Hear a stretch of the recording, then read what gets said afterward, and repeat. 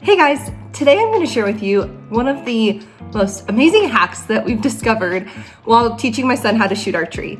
If you don't follow along, this is your first video. My son is 4 now, going to be 5 next month, and he's been shooting a stick bow since he was about 2.5. He has just recently outgrown his last bow that he had, and we were actually just gifted a brand new longbow for him at one of our last bow shoots we were at. So it was super exciting.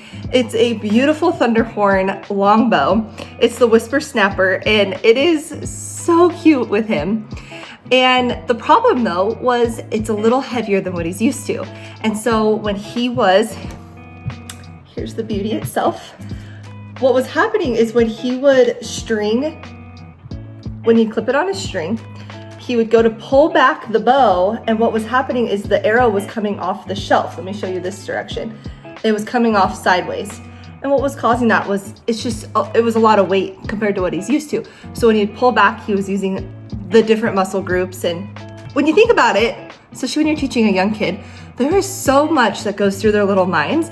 You know, we're trying to tell them to hit anchor point and fix your body and, you know, only 3 fingers. And there's so many things. So when you add it on there to tilt your bow and pull it back, he wasn't consistently doing that. And what was happening was he developed snap shooting, because it would be fine, it'd be fine, it'd be fine, it'd be fine, and then all of a sudden it would come off at this point. So what he would do is as soon as it would start to feel like it was coming off, he would let go and he would snap shoot, which was not good. So how did we fix this problem? Well, let me show you. What we're gonna be doing is we're going to cut a little piece of zip tie. You could even use like a stick out in the woods if you're trying this at a bow shoot, let's say. And we're just gonna tape it right here off the side of the shelf, and we're gonna just use some electrical tape. It doesn't damage the finish of the bow at all. And if you have a black grip, which we're gonna be putting on here for him, it blends right in. So let's give it a shot. All right, so like we said, all you're really gonna need is a cable tie and some electrical tape. And then obviously, like, we're gonna bust out our handy dandy buck knife here.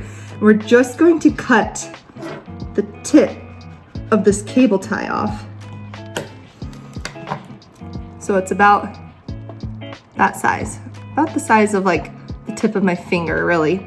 Just enough that we can tape it here off the side of the shelf, and enough where the arrow will clear it, no problem. So we're gonna leave that there. We're gonna just cut a little bit of this electrical tape off, just because we want it to be pretty, because obviously that's what I care about here. We're gonna cut a nice clean line.